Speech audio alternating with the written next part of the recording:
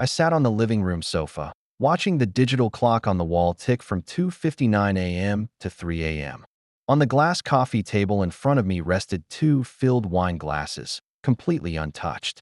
My phone screen lit up on the table. Outgoing calls. Vivian Vance, 14 missed. I didn't bother pressing dial a 15th time. I just threw the phone onto the cushion next to me and leaned back. Our wedding had ended 8 hours ago.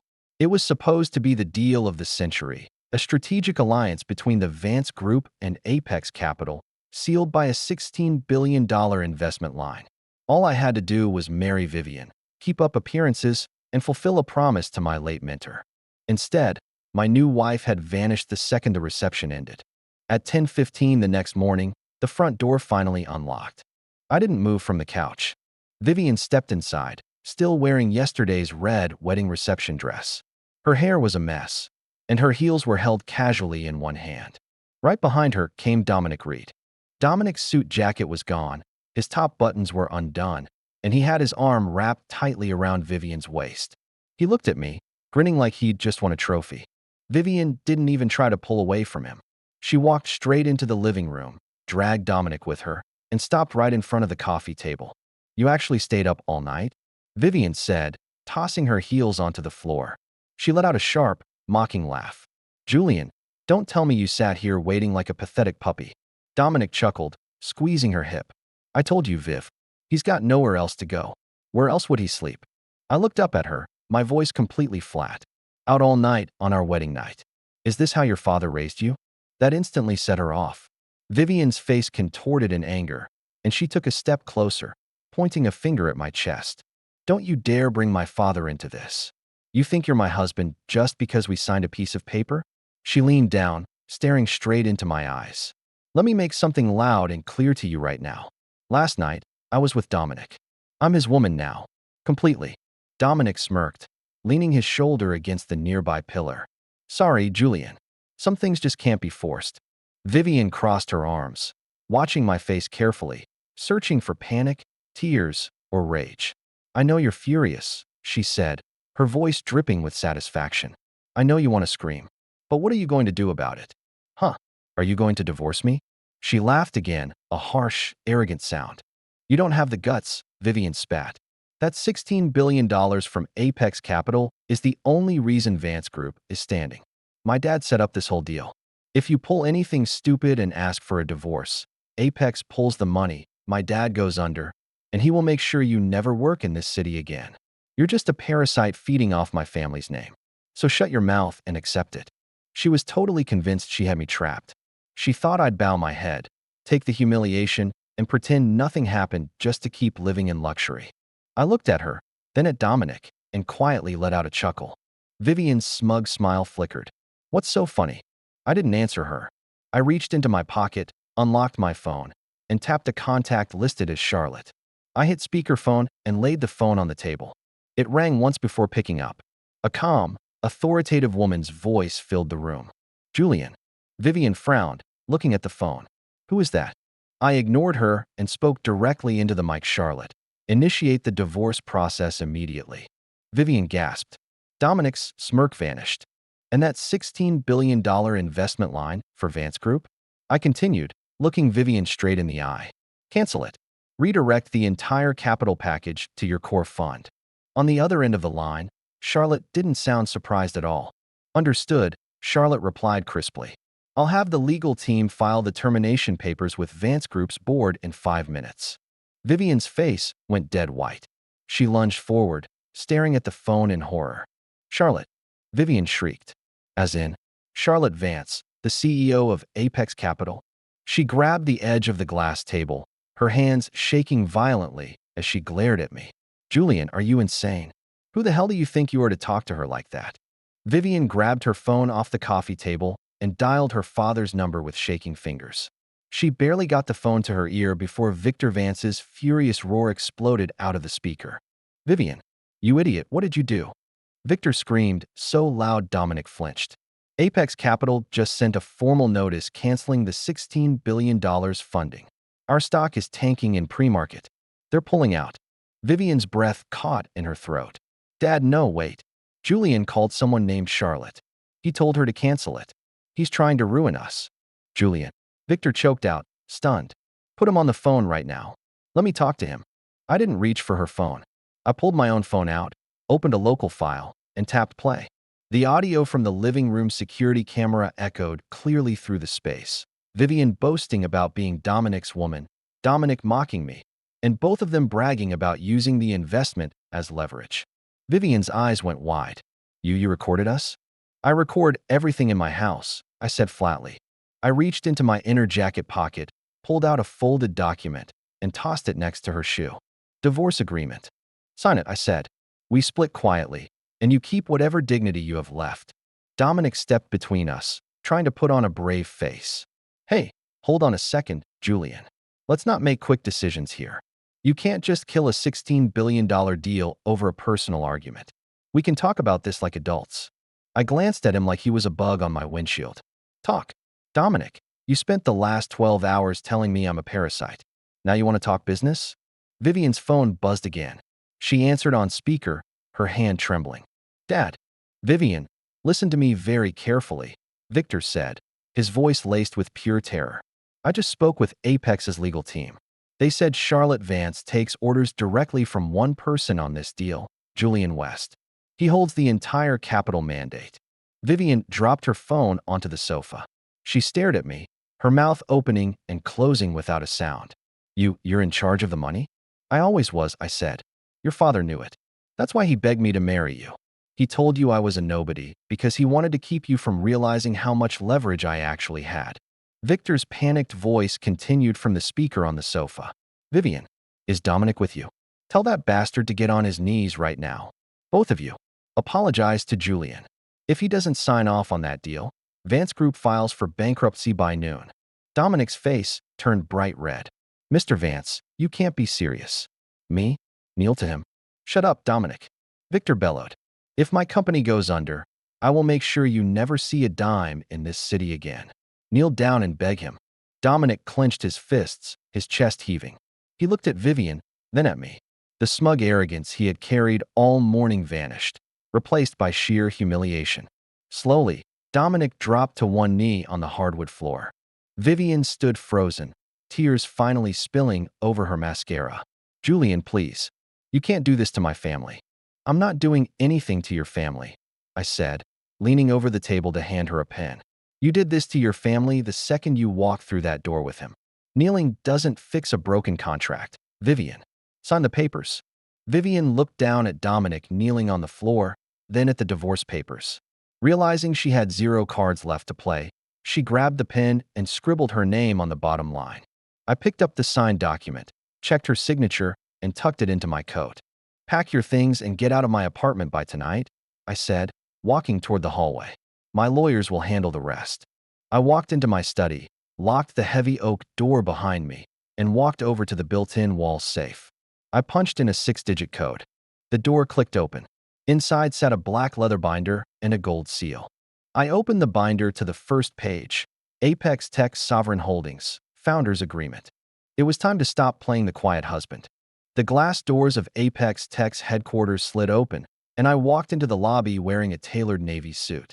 Behind me, Charlotte Vance followed half a step back, holding a thick stack of acquisition documents. At the center of the lobby stood Dominic Reed, flanked by 2 security guards. He held a leather briefcase, looking like he owned the place. But the second he saw me, his smug expression wavered. Julian? Dominic sneered, crossing his arms. What are you doing here? Did you come to apply for a janitorial job now that Vance Group kicked you to the curb? I didn't slow my pace. I'm here for my 9 a.m. meeting, Dominic. What are you doing in my building? Dominic laughed, tapping his briefcase. Your building? Don't make me laugh. Huadai Group sent me here to acquire Apex Tech's core patents. Once I close this deal, Huadai makes me regional VP. You're yesterday's news. Charlotte stepped forward, her voice dripping with frost. Mr. Reed, as of 8:30 this morning, Sovereign Holdings executed a complete buyout of Apex Tech. We hold 100% of the equity. Dominic's laughter died instantly. Sovereign Holdings? That's a multi-billion-dollar fund. What does that have to do with him? He is the chairman of Sovereign Holdings, Charlotte said, opening her binder and presenting the registration documents. And the sole founder of Apex Tech. Dominic snapped his eyes to me, his jaw dropping. No, no way. You're just a nobody. Vivian said you were a broke parasite. Vivian believed what her father fed her, I said, stepping closer until I was looking down at him. And you were stupid enough to swallow it whole. Did what I really tell you they were going to make you VP, Dominic? Or did they just use you to test Vance Group's defenses? Dominic's face turned pale. He fumbled with his phone, frantically dialing a number. He put it on speaker. Mr. Zhang. Dominic blurted out. Julian West is here. He says he owns Sovereign Holdings and Apex Tech. What should I? Dominic, you idiot. A harsh voice barked from the phone. We just got served with a corporate espionage lawsuit from Sovereign's legal team. They're tracing the leak straight to your bank account. Don't call me again. The call disconnected with a sharp beep. Dominic's hands began to shake violently, the briefcase slipping from his grip and clattering onto the marble floor. You set me up, he whispered, staring at me in terror. You set yourself up the night you walked into my home, I said coldly. Two city police officers entered the lobby through the main entrance, heading straight toward us. One of them pulled out a pair of handcuffs. Dominic Reed? The lead officer asked.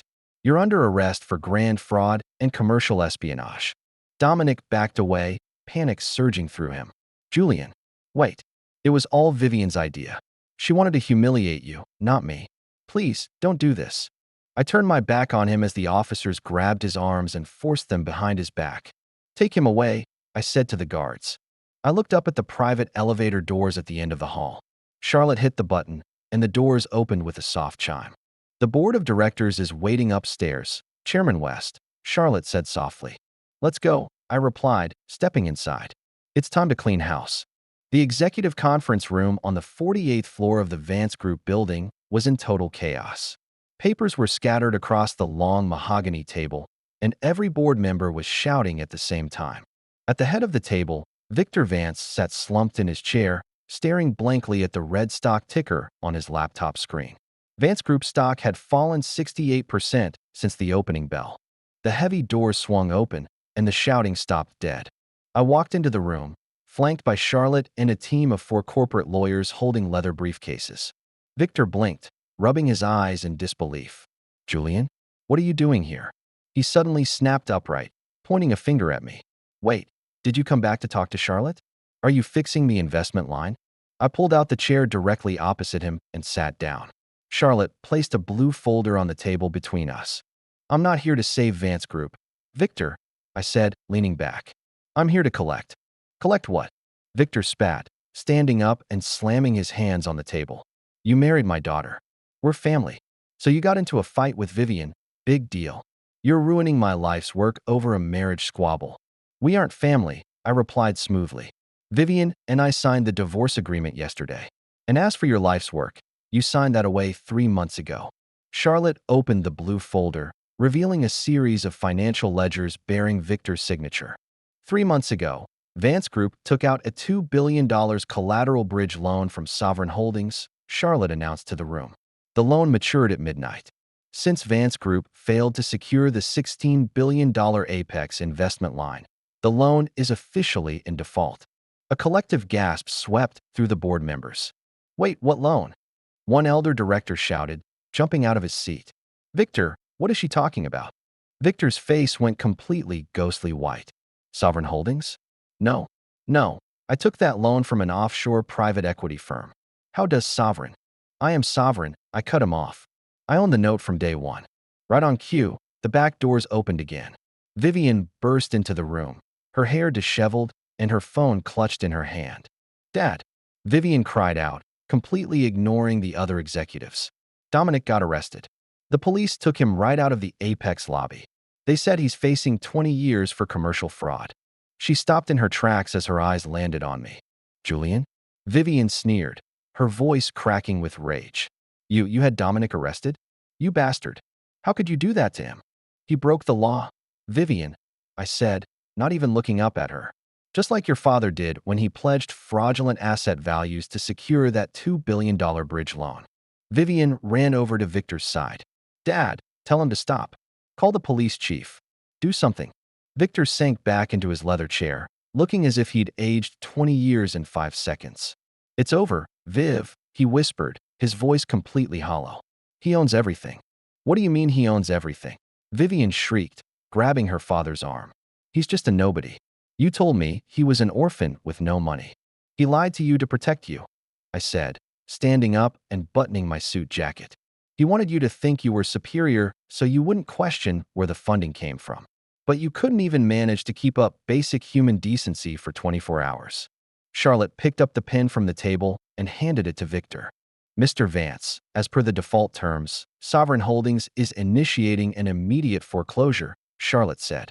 You can sign the voluntary asset transfer now, or we can file for involuntary corporate bankruptcy in 10 minutes. Either way, you and your daughter have until 5 p.m. to clear out your desks. Vivian stared at me, panic finally breaking through her anger. She took a step toward me, her hands shaking. Julian. Wait, Vivian choked out, her voice trembling as tears welled up in her eyes. Please, we can fix this.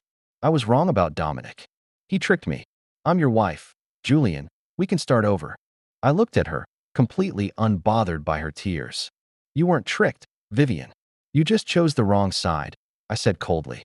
I turned toward the door, leaving Charlotte and the legal team behind. Clear the building. I ordered my team without looking back. I want Vance Group's sign off the tower by morning. By 4:30 p.m., the Vance Group building was nearly empty. Security guards were ushering out panicked employees carrying cardboard boxes, while technicians on the exterior crane were already unbolting the massive metallic letters of the Vance Group sign from the facade. Inside the main lobby, Vivian stood by the glass entrance, clutching a small box containing her personal items. Her eyes were red, and her mascara was smeared down her cheeks. Beside her, Victor slumped on a leather bench, staring blankly at the floor. A sleek black Maybach pulled up to the curb outside. The rear door opened, and I stepped out onto the sidewalk, flanked by Charlotte and my head of security, Marcus. Vivian saw me and instantly sprinted through the revolving glass doors, dropping her box on the concrete. Julian, she cried out, grabbing at my sleeve. Marcus immediately stepped in, blocking her with a firm forearm, but I raised a hand to signal him to stand down. You have 20 minutes until the locks are changed, Vivian, I said, checking my watch. Why are you still here? Julian, please, I'm begging you. Vivian sobbed, dropping to her knees right there on the sidewalk in front of the reporters who were gathering across the street. I signed the divorce papers. I gave up everything. Just leave my father his pension and the family house. Don't ruin us completely. Victor slowly walked out of the building, leaning heavily on a cane he hadn't needed yesterday. He looked at me with hollow, defeated eyes. Julian, Victor said softly, his pride entirely gone. I was greedy. I forced Vivian into this marriage thinking I could use your capital to bail out my bad bets, and I kept her in the dark about who you really were. Punch me, sue me, put me in prison, but don't take the house. It's all she has left. I looked down at Victor, then at Vivian kneeling at my feet. You didn't just try to use my capital, Victor, I said, my voice echoing clearly over the flashing camera bulbs across the street. You tried to set me up as the fall guy for your $2 billion accounting fraud. If I hadn't pulled the plug, your plan was to dump all Vance Group's debt onto Apex Tech and let me take the criminal charges. Victor flinched, unable to meet my eyes. Is that true, Dad? Vivian gasped, looking up at her father in shock. You were going to frame him? He didn't care about you or me. Vivian, I said flatly. He cared about his company. And you were so blinded by Dominic's cheap flattery that you played right into it. Charlotte stepped forward and handed me a leather folder. I opened it and looked at Vivian. The family house was put up as collateral for the bridge loan 3 weeks ago, I said. It belongs to Sovereign Holdings now. But I'm not a monster. I pulled out a single sheet of paper from the folder and handed it down to Vivian. What is this? She whispered, wiping her eyes. It's a lease agreement for a 2-bedroom apartment on the west side of town. Paid for 6 months, I replied. And an entry-level job offer for you at one of Sovereign's logistics subsidiaries. Minimum wage. You start Monday. Vivian stared at the paper, stunned. A logistics clerk? Julian, I have an Ivy League degree. And zero real-world humility, I retorted. You thought you were entitled to live off everyone else's labor while treating people like trash. Now you get to learn what real work feels like. Take it, or sleep on the street. It's your choice. Vivian looked from the paper to my face, realizing there was no remaining room for negotiation. She slowly reached out, took the paper, and nodded. Her head hung low. Okay. Thank you, Julian. As for you, Victor, I turned to her father.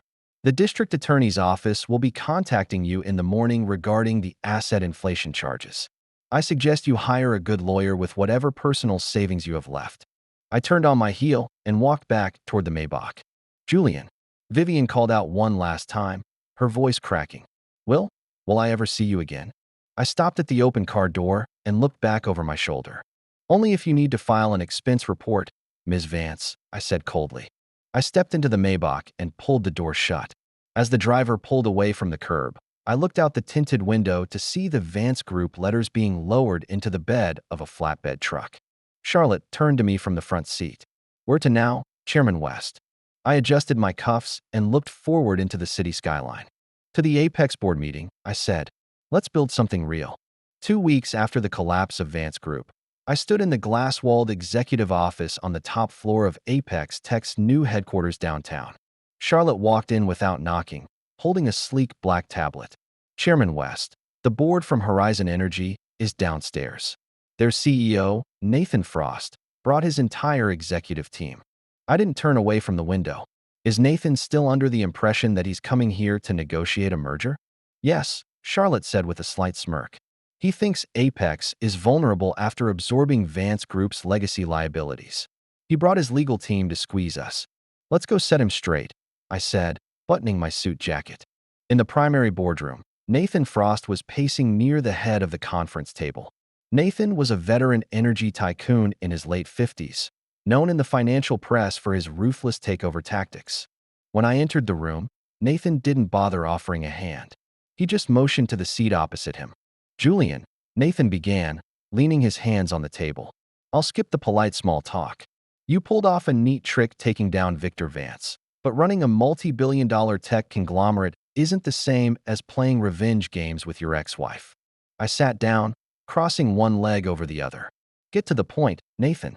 Nathan slapped a folder onto the table. Horizon Energy controls 40% of the regional power grid. Apex Tech's new AI server hubs need massive amounts of electricity. Without Horizon's power supply agreement, your billion-dollar server farms are just expensive paperweights.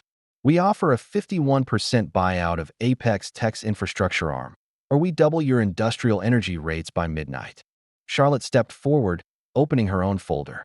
Mr. Frost, altering contract rates mid-quarter violates the state utility regulatory code.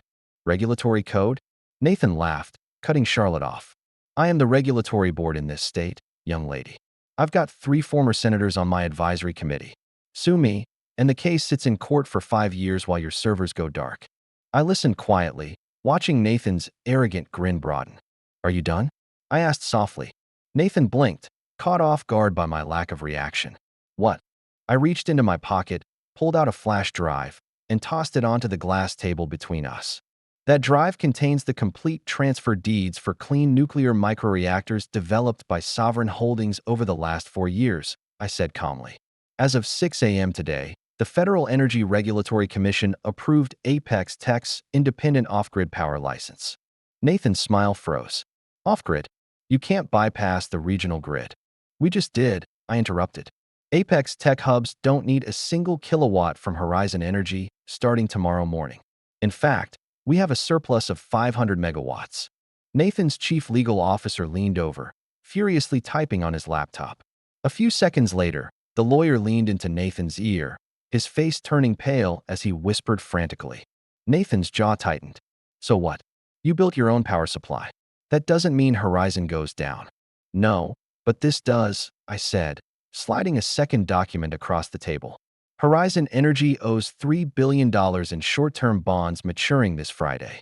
You were planning to use the Apex Tech acquisition equity to refinance those bonds with your creditors, weren't you? Nathan went completely rigid. How do you know about our bond structure? Because Sovereign Holdings bought out all $3 billion of your debt from your creditors yesterday at a 10% premium, I said, looking him dead in the eye. I am your sole debt holder now, Nathan. Nathan gripped the edge of the table, his knuckles turning white. You bought our bonds? And I'm calling for full repayment by 5 p.m. this Friday. I continued flatly. Unless you'd like to talk about an equity swap. Say. Horizon Energy surrenders 51% of its voting stock to Apex Tech, and Nathan Frost resigns from the board immediately. Nathan stared at me, his chest heaving as reality slammed into him. He looked at his legal team, but every single one of his executives avoided his gaze. "You trapped me," Nathan whispered, his voice trembling with a mixture of anger and disbelief. "You brought a knife to a corporate boardroom." "Nathan," I said, standing up and heading toward the door. "I brought the entire power grid. Charlotte will handle the signing. Have your resignation letter ready by noon." The private dining room at the Grand Regency Hotel was dim and quiet, reserved strictly for the city's old money elite. Arthur Sterling, the managing partner of Vanguard Capital and the undisputed godfather of the local financial scene, sat at the head of a long mahogany table. Across from him sat Nathan Frost, looking exhausted and grim, and Marcus Vance, Victor's younger brother and former head of security at Vance Group. "You let a 30-year-old kid strip your company away in 48 hours, Nathan?" Arthur said smoothly, swirling a glass of scotch. "That's embarrassing. He didn't just take the company. Arthur," Nathan spat, leaning forward. "He cornered my bonds before I even knew they were up for sale. Julian West isn't playing by standard corporate rules. He has unlimited liquidity behind Sovereign Holdings." Marcus Vance slammed his glass down. "He ruined my brother, and he's got my niece working as a low-level clerk in some warehouse. The guy is a monster. We need to cut his head off before he comes after Vanguard next." Arthur raised a hand, silencing them both. "Sovereign Holdings is a black box. No one knows where the real capital comes from. But every lion has a blind spot." "What blind spot?" Nathan asked. Arthur smiled coldly, pulling a manila folder from his leather briefcase and sliding it across the table. "Julian's old mentor, the man who originally built the foundation for Apex Tech before Julian took over, had a daughter. Her name is Clara Reed. She holds a hidden 15% equity option in Apex's original patent foundation." Marcus frowned. "Reed? As in Dominic Reed's family?" "Clara is Dominic's cousin, but she hates him," Arthur explained. "She's been living in Seattle, completely unaware that her option is worth billions now. If we buy her option out quietly, we can file an injunction to freeze Apex Tech's entire operational license for illegal dilution." Nathan's eyes lit up. If Apex's core patents are frozen in litigation, their server hubs shut down, and Sovereign stock tanks. "Precisely," Arthur said, taking a sip of his drink. "Marcus, fly to Seattle tonight. Offer her $50 million cash for that option. Get her signature before Julian realizes we found her." Meanwhile, across town at the Apex Tech Tower, Charlotte entered my office without knocking. She closed the door behind her and locked it. "Julian, we have a problem," Charlotte said, her voice unusually tense. "Our intelligence team just intercepted a flight charter under Vanguard Capital. Marcus Vance is heading to Seattle." I kept my eyes on my monitor, reviewing the latest acquisition figures for Horizon Energy. "He's going after Clara." Charlotte blinked, surprised. "You knew about Clara's option?" "I created the option for her 5 years ago when her father passed away," I said, shutting my laptop. "I swore to her father I would protect her inheritance until Apex went global." "Arthur Sterling is using Marcus to buy her out," Charlotte warned. "If Vanguard gets that 15% equity block, they can drag us into a federal ownership dispute and stall our energy integration." I stood up and picked up my coat. "Call the airport. Get the private jet ready." "Should I send our legal team to Seattle ahead of you?" Charlotte asked. "No," I replied, heading toward the private elevator. "Clara doesn't trust lawyers. She only trusts people who kept their word to her dad. I'm going myself." The rain tapped steadily against the windows of a quiet coffee shop in downtown Seattle. Clara Reed sat at a corner booth, staring at the thick legal document laid out in front of her. Sitting across from her was Marcus Vance, wearing a sharp tailored suit and a confident smirk. Beside him sat a high-priced corporate lawyer holding a gold pen. "It's $50 million in liquid cash, Clara," Marcus said, tapping the contract with his index finger. "Wire transfer straight to your account the second you sign. You've been living on a middle-class salary as a librarian for 5 years. This money changes your life forever." Clara looked up, her expression skeptical. "My father always told me never to sell his original equity in Apex Tech. He said it was meant for something bigger." "Your father passed away years ago, Clara," Marcus said smoothly, leaning in. "And the guy running Apex Tech now, Julian West, is a ruthless corporate shark. He's about to dilute your equity to zero anyway. We're offering you a way out before you get left with nothing. Is that what you tell all your victims, Marcus? The voice rang out from the entrance of the coffee shop. Marcus froze. He turned his head sharply as I walked over to the booth, with Charlotte following right behind me. Clara's eyes widened in surprise. Julian? Julian West. Marcus sneered, recovering his composure as he stood up to face me. You're too late. She's about to sign the transfer agreement. I ignored Marcus entirely, pulling out a chair and sitting down right next to Clara. It's good to see you, Clara, I said softly. Your dad would be proud of you. Julian, what is going on? Clara asked, looking between Marcus and me.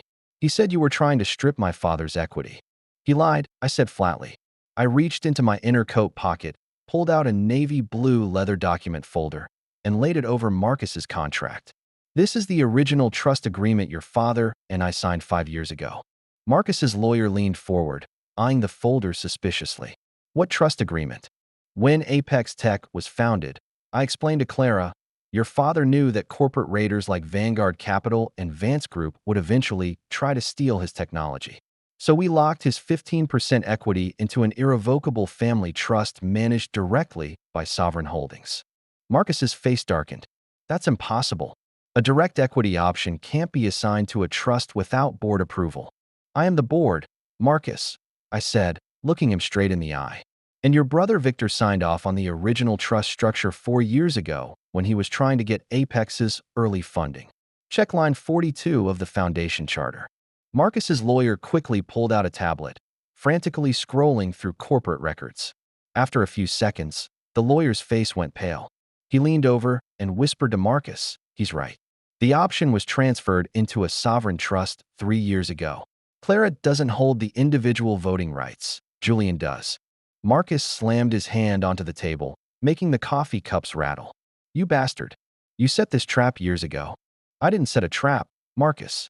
I protected my mentor's family, I said calmly. I turned back to Clara. The 15% equity block isn't worth $50 million, Clara. With Apex's recent acquisition of Horizon Energy and the global expansion rollout, your father's trust is currently valued at $2.4 billion. Clara gasped, covering her mouth with both hands. $2.40 billion? And starting today, the annual dividend payouts begin, Charlotte added, handing Clara a second sheet of paper. Your first quarterly distribution is $15 million. It's already been wired to your private banking account. Clara stared at the dividend notice, tears filling her eyes. Julian, I don't know what to say. You don't have to say anything, I said, smiling slightly. Just keep honoring your father's memory. I stood up, buttoning my jacket, and looked down at Marcus, who was trembling with suppressed rage. Give Arthur Sterling a message for me when you get back to the city. Marcus, I said coldly. Tell him to stop sending his lapdogs to do a man's job. If he wants Apex Tech, tell him to come face me himself.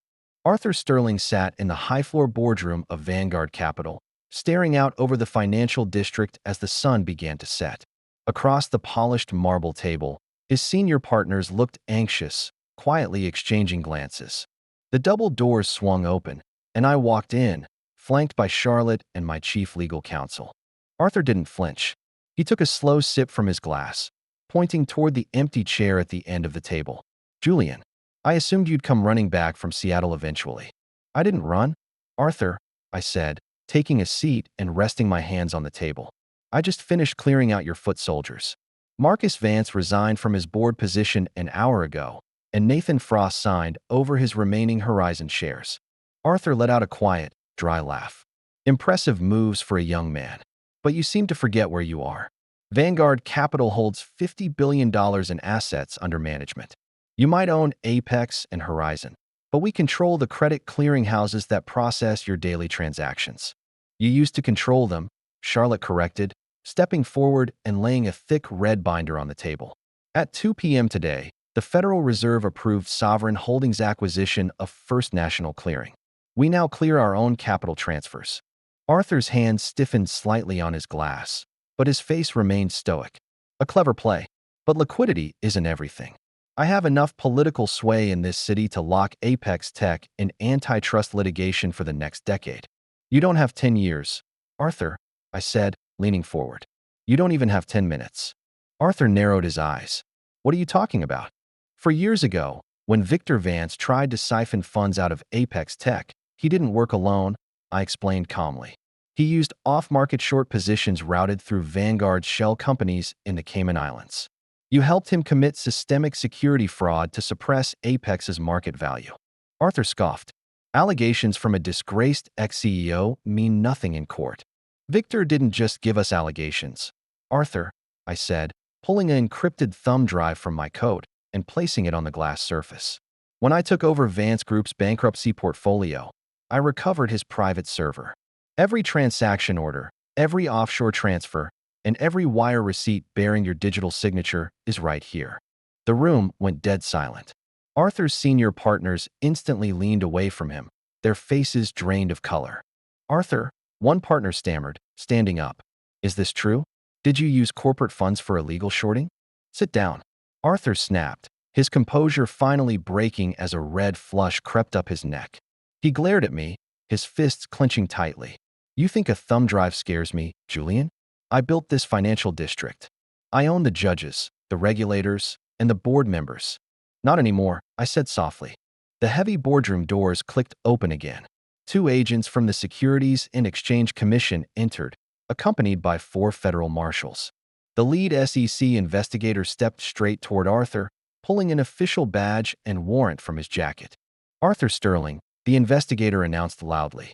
You are under arrest for securities fraud, market manipulation, and grand conspiracy. Stand up and put your hands behind your back. Arthur stared at the marshals in disbelief. He looked around the table at his partners, but every single one of them looked away, refusing to meet his eyes. Slowly, Arthur stood up. As the marshals cuffed his wrists, he stared at me, his voice trembling with fury. You destroyed 40 years of my legacy in a single week. You destroyed yourself the moment you treated other people's lives like disposable chess pieces, I replied coldly. The marshals led Arthur out of the boardroom. The remaining Vanguard partners sat frozen, staring at me in utter terror. Charlotte, I said, standing up and buttoning my coat. Initiate the takeover protocol for Vanguard's distressed assets. Clean out the corrupt board members and restructure the firm under Sovereign Holdings. Right away, Chairman West, Charlotte said with a crisp nod.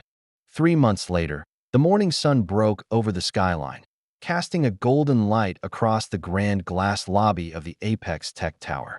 I stood by the floor-to-ceiling windows of my office on the top floor, holding a hot cup of black coffee. Charlotte walked in quietly, holding a tablet. The morning market reports are in. Sovereign Holdings market cap just passed $100 billion following the final integration of Horizon Energy and Vanguard assets. Good work, Charlotte, I said, taking a sip. Also, Charlotte added, tapping her screen, there's someone downstairs in the lobby asking to see you. She doesn't have an appointment, but security said she's been waiting since 6 a.m. I turned around. Who is it? Vivian Vance, Charlotte replied. She was transferred to our downtown logistics branch last week. She asked for 5 minutes of your time. I looked out the window at the bustling streets below, where thousands of people were going about their day. Tell security to send her back to her workstation, I said quietly, turning back to my desk. She has a job to do, and so do I. Charlotte smiled faintly. Understood, Chairman. She turned and exited the room, leaving me alone in the quiet office. I picked up my pen, opened the new corporate expansion roadmap, and got back to work.